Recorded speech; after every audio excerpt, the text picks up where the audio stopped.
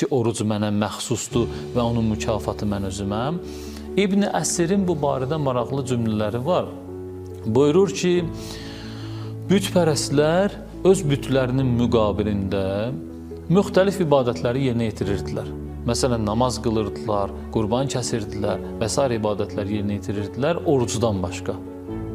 Yəni, bütpərəstlik tarixi ərzində əgər biz seyrə çıxsaq, görərik ki, heç bir bütpərəst öz bütü üçün oruc tutmayıb.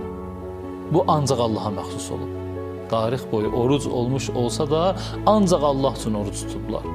Bir, bu cəhətdən Allaha məxsusluğu var. Bir də bu cəhətdən ki, bir kəs ki, oruc tutur, zahirən bilinmir orucdur yoxsa yox.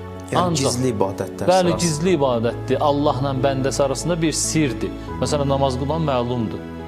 Təvaf edir bir nəfər, məlumdur ki, hansı ibadəti yerinə yetirir. Amma oruc tutan məmuli, adi halda məlum olmur ki, bu orucdur. Allah bilir, Allaha məxsusdur. Ona görə deyirlər ki, Allah Teala da deyir ki, bu mənə məxsusdur və onun mükafatı mən özüməm.